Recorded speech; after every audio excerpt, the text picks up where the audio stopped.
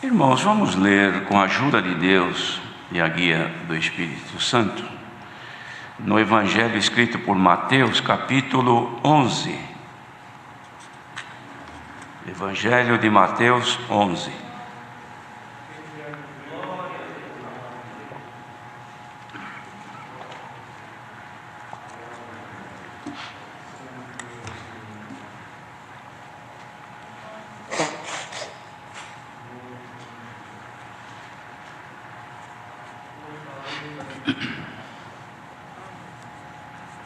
Então vamos ler com a ajuda de Deus. E aconteceu que, acabando Jesus de dar instruções aos seus discípulos, partiu dali a ensinar e a pregar nas cidades deles. E João, ouvindo no cárcere falar dos feitos de Cristo, enviou 2 dos seus discípulos a dizer-lhe: És tu aquele que havia de vir, ou esperamos outro? E respondendo, disse-lhes: Ide e anunciai a João as coisas que ouvis e vedes. Os cegos veem, e os coxos andam, os leprosos são limpos, e os surdos ouvem, os mortos são ressuscitados, e aos pobres é anunciado o Evangelho. E bem-aventurado é aquele que se não escandalizar em mim. E partindo eles, começou Jesus a dizer às turbas a respeito de João: Que foste ver no deserto? Uma cana agitada pelo vento? Sim, que foste ver um homem ricamente vestido? Os que trajam ricamente estão nas casas dos reis. Mas então que fostes ver? Um profeta? Sim, vos digo eu, e muito mais do que profeta. Porque é este de quem está escrito: Eis que diante da tua face envio o meu anjo, que preparará diante de ti o teu caminho. Em verdade vos digo que entre os que de mulher têm nascido, não apareceu alguém maior do que João Batista. Mas aquele que é o menor no reino dos céus é maior do que ele. E desde os dias de João Batista até agora se faz violência ao reino dos céus, e pela força se apoderam dele, porque todos os profetas e a lei profetizaram até João. Se quereis dar crédito, é este o Elias que havia de vir. Quem tem ouvidos para ouvir, ouça. Mas a quem assemelharei esta geração? É semelhante aos meninos que se assentam nas praças e clamam aos seus companheiros e dizem: Tocamos-vos flauta e não dançastes. Cantamos-vos lamentações e não chorastes. Porquanto veio João não comendo nem bebendo, e dizem: tem demônio. Veio o Filho do Homem comendo e bebendo, e dizem: eis aí um homem comilão e beberrão, amigo dos publicanos e pecadores. Mas a sabedoria é justificada por seus filhos. Então começou ele a lançar em rosto as cidades onde se operou maior parte dos seus prodígios, ou não a se haverem arrependido, dizendo: ai de ti, Corazim, Saida, porque se em Tiro e em Sidom fossem feitos os prodígios que em vós se fizeram, há muito que se teriam arrependido com saco e com cinza. Por isso eu vos digo que haverá menos rigor para Tiro e Sidom no dia do juízo do que para vós. E tu, Capernaum, que te ergues aos céus, serás abatido até os infernos, porque se em Sodoma tivessem sido feitos os prodígios que em ti se operaram, teria ela permanecido até hoje. Mas eu vos digo que haverá menos rigor para os de Sodoma no dia do juízo do que para ti. Naquele tempo, respondendo, Jesus disse: graças te dou, ó Pai, Senhor do céu e da terra, que ocultaste estas coisas aos sábios e entendidos e as revelaste aos pequeninos. Sim, ó Pai, porque assim te aprouve. Todas as coisas me foram entregues por meu Pai. Ninguém conhece o Filho senão o Pai, e ninguém conhece o Pai senão o Filho e aquele a quem o Filho quiser revelar. Vinde a mim todos os que estáis cansados e oprimidos, e eu vos aliviarei. Tomai sobre vós o meu jugo, e aprendei de mim, que sou manso e humilde de coração, e encontrareis descanso para as vossas almas, porque o meu jugo é suave e o meu fardo é leve. Amém. Louvado seja Deus, irmãos, pelos relatos aqui manifestos na leitura deste capítulo, que foi escrito por Mateus, um dos evangelistas, que teve o capricho de registrar e depois apresentar os feitos do Senhor durante o exercício em ministrar aquilo que o Pai lhe havia dado de fazer.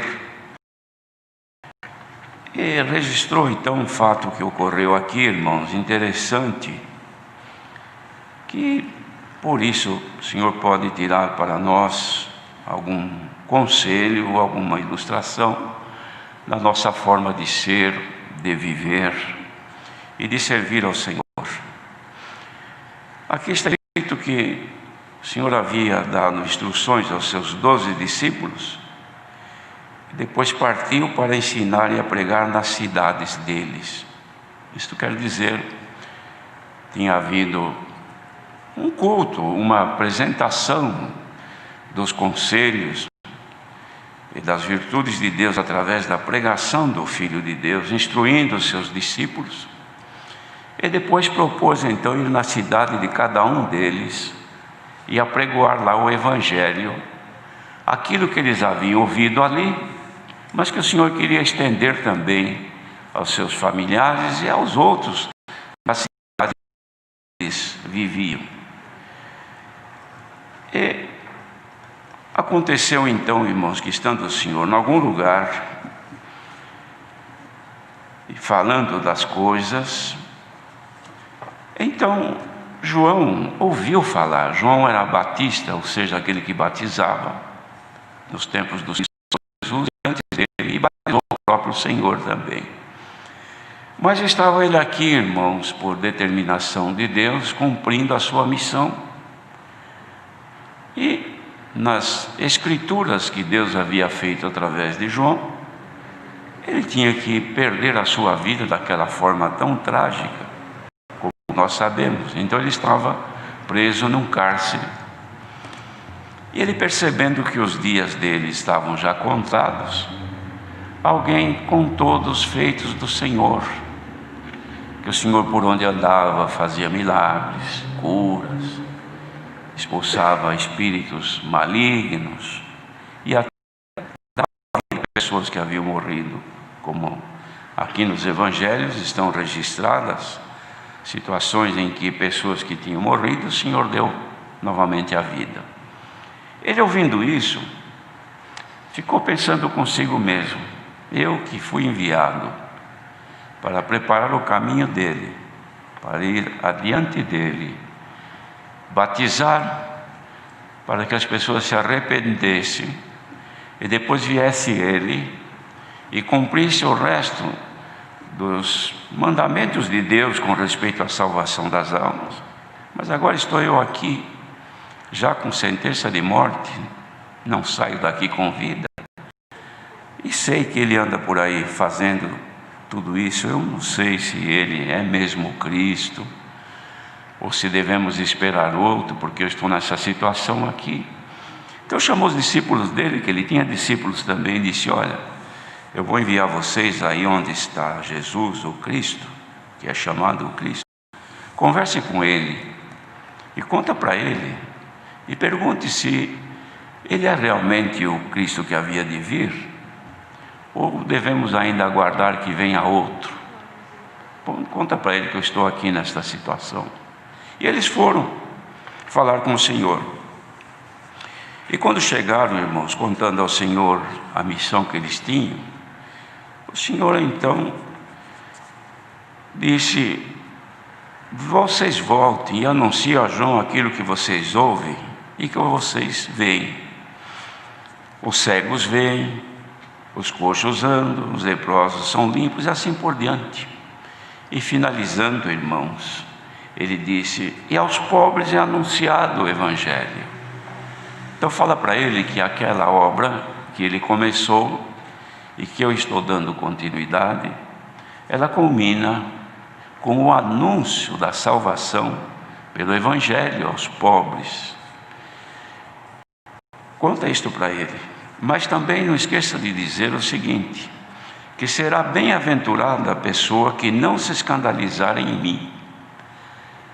Porque ele sabia, irmãos, que o que haveria de acontecer com ele não seria diferente de João. Ele também tinha que cumprir a sua missão. Mas seriam bem-aventurados quem não viesse a se escandalizar quando vissem aquilo que haveria de acontecer com o Senhor. Isto porque a bem-aventurança, irmãos, não estava somente na operação de milagres, de curas, de expulsar espíritos malignos e até de dar vida para morto. Não era essa a missão principal do Senhor.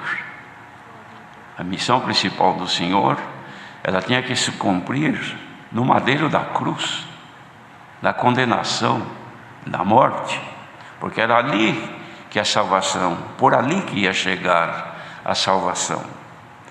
Salvação para eles não estava, irmãos, consignada na condição de ver tudo aquilo que eles viam e se alegravam. Mas o Senhor falou para os discípulos de João: vai lá e conta para ele o que vocês vêem, mas não esqueçam de dizer que continua ainda pregoando o Evangelho aos pobres. Glória ao nome do Senhor. Isto tudo demonstra, irmãos, que o objetivo principal é a salvação. Todas estas obras, maravilhas, servem de confirmação, mas que aquilo que devia de acontecer, o Senhor já sabia que muitos haveriam de se escandalizar. Escandalizar, irmão, é tropeçar. Escândalo é tropeço. Era escandalizar-se no Senhor, tropeçar. Ou seja, estavam caminhando bem, vendo maravilhas e milagres, mas quando viram a realidade da salvação, aí alguns até aproveitaram a ajudar na condenação. Bendito seja o Senhor, porque o ser humano é desta maneira mesmo, irmãos. Mas o Senhor, se referindo a tudo isto, ele fez uma referência à situação de João. Por que eles tinham dado atenção a João? Pensando como aquele que ia num deserto para ver uma cana agitada pelo vento. No deserto não tem cana. Ou para ver lá no deserto uma pessoa muito bem vestida. Quem se veste bem e se prepara bem não vai no deserto, vai estar entre a mesa ou a casa do rico, dos reis. Mas o que foste ver? Um profeta, e disse Jesus, e muito mais do que um profeta. Porque ele disse: é este de quem está escrito: eis que diante da tua face envio o meu anjo, que preparará diante de ti o teu caminho. Então ele disse: em verdade vos digo que entre os que de mulher têm nascido, não apareceu alguém maior do que João Batista. Mas aquele que é menor no reino dos céus é maior do que ele.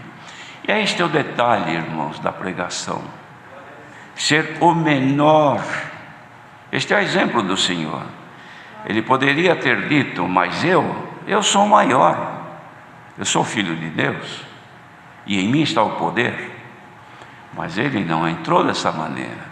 Ele disse que ele era o menor no reino dos céus. Glória ao nome do Senhor. Ele dizia, irmãos, que ninguém perderia galardão em servir ao Senhor. Sempre foi assim. Por quê? Porque ele, sendo pequeno, humilde como foi considerado até como uma semente das menores que tem, lançada sobre a terra, sem nenhum valor, cresceu, que era a semente de mostarda, que é uma semente tão pequena que quase não se vê, é difícil de pegar na mão. Mas depois de semeada, nasceu e cresceu e fez um arbusto onde as aves do céu se aninhavam nela. O que ele queria dizer? que ele, na qualidade de filho de Deus entre os seus, ele se mantinha sempre o menor, sempre pequeno. Tanto é que as pessoas que olhavam precisavam perguntar quem era ele, porque não viam diferença entre ele e os seus discípulos. Bendito seja o Senhor. Ele dizia então estas coisas, irmãos, mostrando que as pessoas naquele tempo queriam ver coisas que aparecessem. Então ele deu uma comparação aqui, dizendo: quem tem ouvidos para ouvir, ouça. Mas eu vou assemelhar essa gente como os meninos, dizia, que se assentavam nas praças, ou se assentam nas praças e clamam aos seus companheiros e dizem: nós tocamos aqui flauta para vocês ouvirem, mas ninguém dança. As nossas canções nas nossas flautas são de alegria, de prazer, mas ninguém dança.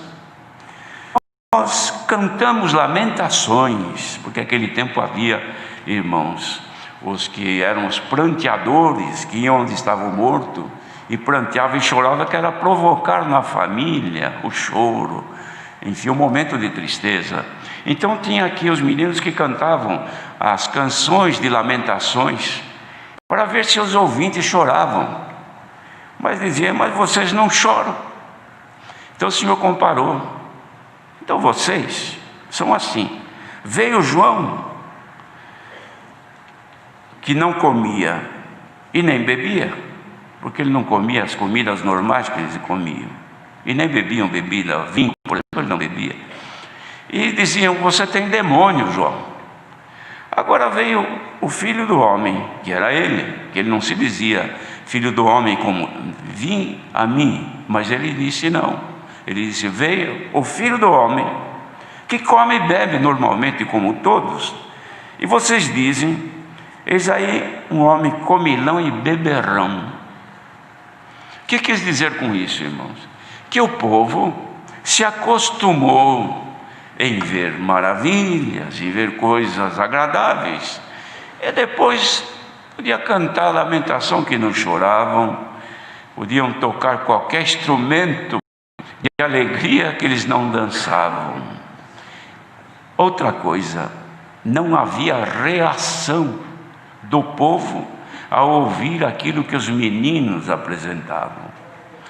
E também já não estava mais havendo reação do povo quando ouviu João apregoar o arrependimento pelo batismo, e nem também reação em Jesus quando ele falava do Evangelho, porque a reação dele era só quando tinha maravilhas. Dá para entender o fundamento desta palavra, irmãos? Bendito seja o Senhor. Os irmãos pensam que nós somos diferentes? Não. Nós, lamentavelmente, se nós não virmos movimento, se nós não percebermos que há uma agitação, a gente parece que não satisfaz o nosso interior. Mas não é bem assim, não satisfaz os nossos ouvidos.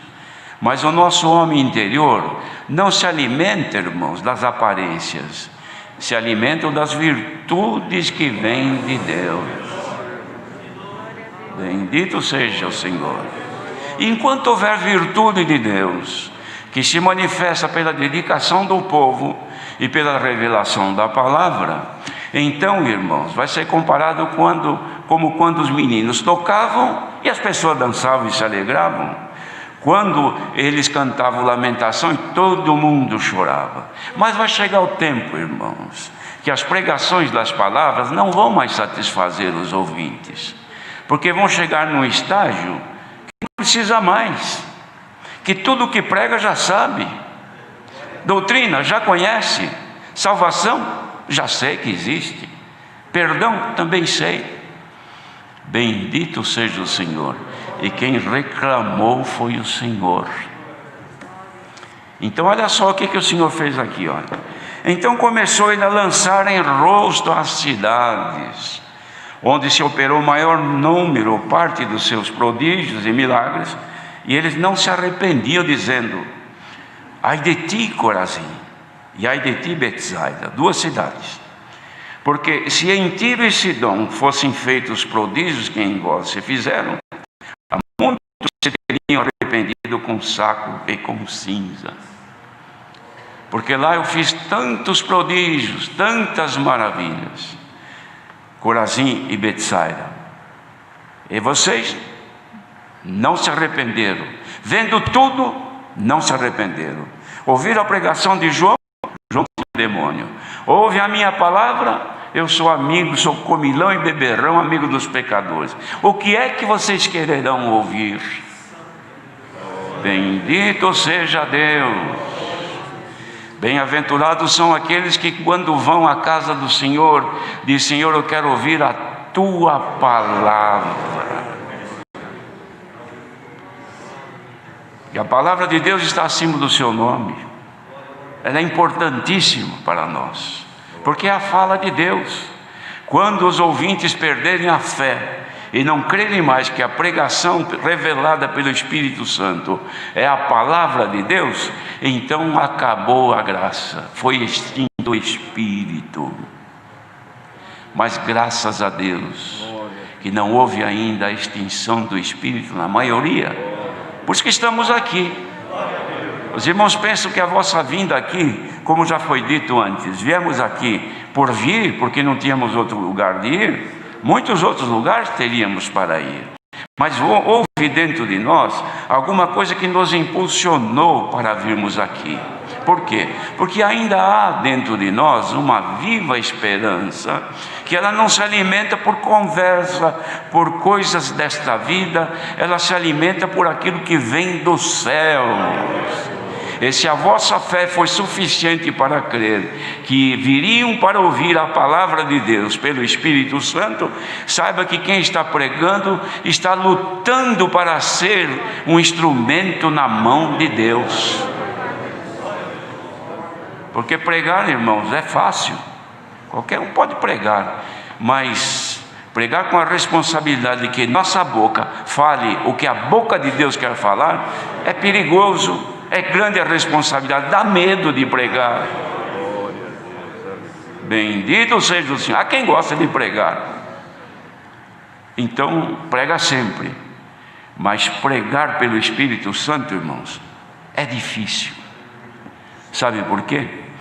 Porque se tocar flauta e ninguém dançar, se lamentar e ninguém chorar, é vã a nossa pregação.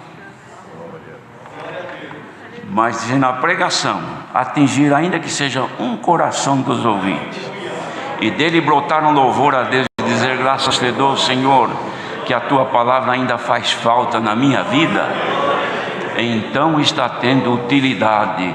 Glória ao nome do nosso Deus.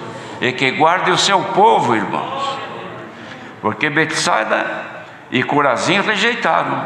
Tiro e Sidom, o Senhor Jesus disse: se eu tivesse lá as maravilhas que eu fiz para vocês, eles estariam correndo atrás de mim, não me deixariam sair da cidade. Houve cidade que eu fui, libertei 2 endemoniados que não deixavam ninguém passar pelo caminho onde era o cemitério, e eles, ao invés de me receber, me mandaram sair dos seus termos, me mandaram embora. Com tudo o que eu fiz, será que tem alguém que tem coragem de dizer: não preciso mais do Senhor, a presença do Senhor para mim não diz respeito, nada me serve? Mas bem-aventurado aquele que ainda não se escandalizou no Senhor.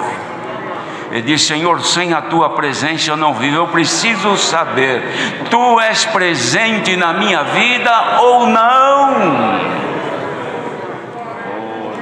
Olha a dúvida que João teve. Tu és o Cristo que havia de vir ou não? Olha aqui como é que eu estou. Vai lá perguntar para ele. O Senhor Jesus falou: ó João, bem-aventurado quem não se escandalizar em mim, hein? E os irmãos creem que ele não se escandalizou. Depois disso, aqui não diz a Escritura, mas ele se acomodou, porque ele entendeu, não é? Que ele fez o trabalho dele, que ele cumpriu a missão dele, e que faltava agora a execução. E que sabia que aquele que ele viu o Espírito de Deus pousar sobre ele, aquele que ele disse: eu não sou digno de desatar as correias das tuas alparcas, porque tu és o Cristo.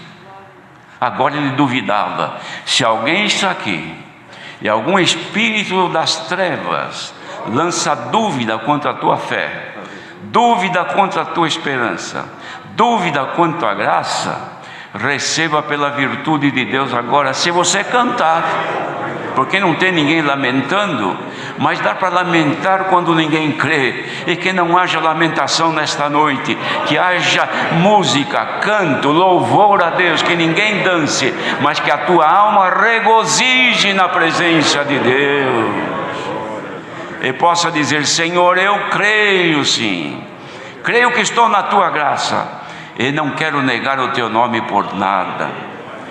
Mas então, irmãos, que ele disse o Senhor: por isso eu vos digo que haverá menos rigor no juízo para Tiro e Sidom do que para estas duas cidades. E tu, Capernaum, que te ergues até os céus, era a grandeza, o orgulho, a soberba, serás abatido até os infernos, porque se em Sodoma tivesse sido feitos os prodígios que em ti operaram, teria ela permanecido até hoje. Olha, irmãos, o que disse aqui Jesus: Sodoma foi uma cidade que recebeu a maldição de Deus pelo pecado. Mas o que disse Jesus? Se eu tivesse ido lá e feito milagres que eu faço aqui com vocês, eles teriam se arrependido. Bendito seja o Senhor. Os irmãos se lembram quando Deus enviou Jonas para pregar em Nínive? Ele não queria ir, porque ele queria fazer valer a sua palavra, a sua prepotência, e sabia que Deus era misericordioso. Ele ia pregar lá em Nínive, o povo ia se arrepender, e a palavra dele ia cair por terra, porque ele queria falar e acontecer, porque ele era profeta, mas não tinha. Só que ele ia representar um Deus misericordioso. Então tudo o que aconteceu com Jonas foi para ele chegar lá em Nínive, e quando ele apregou a destruição iminente, o que aconteceu? Correram e se vestiram de saco e cinza, que era uma maneira da maior humilhação. Até os animais puseram saco e jogaram cinza sobre eles. O que fez Deus? Se arrependeu do mal que ia trazer a eles, e não deixou que acontecesse. Por quê? Porque a misericórdia de Deus chegou pelo arrependimento. E o Senhor Jesus disse: se eu tivesse lá em Sodoma, antes de acontecer tudo aquilo, e feito maravilhas com eles, tenho certeza que eles teriam se arrependido. Então os irmãos perceberam que misericórdia do Senhor Jesus e poder para a salvação não tem limites. Os irmãos acham que se o Senhor Jesus não tivesse vindo a esta terra estaria como está hoje? A ira de Deus não teria ainda sido manifesta? O que aconteceu quando o Senhor anunciou que ia destruir Sodoma e Gomorra? E contou para Abraão. Abraão era servo, amigo de Deus. E ele, quando soube, tinha lá seu sobrinho e a família, a esposa e 2 filhas. Ele pensou: vão morrer todos no fogo. Ele intercedeu em favor e disse: Senhor, se tiver lá 50 justos, destruirás a cidade? Disse Deus: por 50 não. E se faltar 10 para 50? Me perdoa, mas responde para mim. Não. E ele foi insistindo, até que chegou num número pequeno, salvo engano, 10. E chegando nisso, o Senhor não respondeu mais. Mas o Senhor tirou Ló, a esposa e as filhas de lá, para destruir.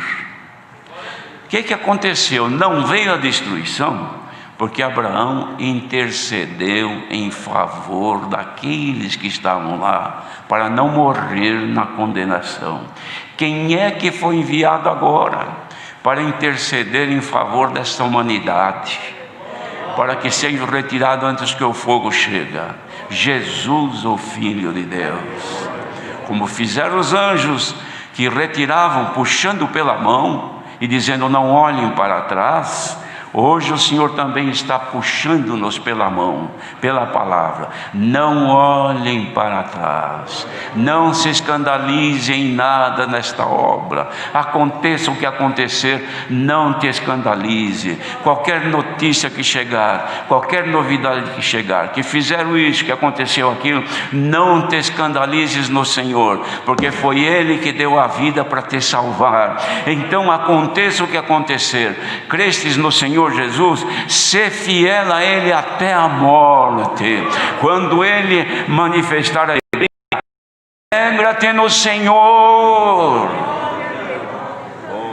Não seja o caso do Senhor também dizer como fizeram os meninos: mando alegria, a igreja não se alegra; mando prova, não me clama; mando aflição, busca socorro no mundo. Bem-aventurado quem é dependente de Deus. Tem canta louvor ao Senhor. Tem tristeza, dobra os joelhos e agrade ao Senhor com a tua voz. Como é que está agora a tua condição? A alegria ou a tristeza? Se a alegria, louve o teu Deus, porque Ele espera o nosso louvor, irmão. Santo é o Senhor. O salmista dizia: louvai ao Senhor, cantai ao Senhor. Vamos ver se no último hino agora, que a nossa cantiga saia um cântico de louvor, com prazer. Não cantar porque está aqui, cante porque é o Senhor que quer ouvir o teu louvor. E quem não tem reação? Se a palavra é doutrina, está mudo, calado. Pega o inário, se distrai. Se tem a criança, brinca com a criança. Se a irmã pega um feixe de cabelo e começa a contar as pontas do cabelo. Se vem uma palavra de doutrina forte, não. Se vem uma palavra libertando a igreja, não reage. Se vem um conselho, não reage. Se vem a resposta do nosso pedido nesta manhã, nesta oração, amor, vem o amor, não ama. É a mesma coisa de um casal, irmãos, em que um do casal é frio, não reage. O outro, se é o marido ou a mulher, faz um gracejo, faz uma declaração de amor, não reage. Pergunta alguma coisa: está contente com isso? Não responde. Você está triste com isso? Não fala nada. Você gostou disso que eu trouxe, esse presentinho que eu te trouxe? Gostou? Não reage. Chega em casa, cumprimenta, mal responde. Como foi o teu dia hoje? Não tem resposta. Você ficou contente que eu cheguei aqui, do meu dia hoje, cansado da labuta? Não reage. Você ficou feliz quando eu cheguei? Não tem reação. Então se canta lamentação, não chora. Se toca flauta, não dança. Bem-aventurado é quem tem reação diante do Senhor. O Senhor chega, alegra o coração. Agora, dá para se alegrar que a presença de Deus nos corações que se abriram está se movendo, e que dentro de nós nasce um desejo de louvar ao Senhor e declarar o nosso amor para com Ele. Foi pedido amor, recebam agora um pouco deste amor. Ah, irmãos, que bom seria se o Senhor derramasse deste amor em quem, então quem se emudece com as manifestações do Senhor, recebendo o amor, era mesmo que o casal, de repente a esposa passou a amar o marido. Então quando ele vai chegar, ela acorda e se apronta e fica esperando no portão, na porta, porque, mas ontem você era fria com ele, nem conversa, nem sorriso, e agora, não, nasceu o amor aqui, olha, eu estou amando este homem. Nasceu o amor aí, está amando o Senhor agora. Receba a presença de Deus e cante louvor ao teu Deus, para que não aconteça, irmãos, como na lamentação do Senhor, que tudo o que fez Betsaida, Corazim, desprezado o Senhor, mas teve juízo por isso. Bem-aventurado quem está sendo julgado agora, porque se o Senhor te aprova agora, não serás reprovado depois. Deus seja louvado. Agradeçamos a Deus em oração.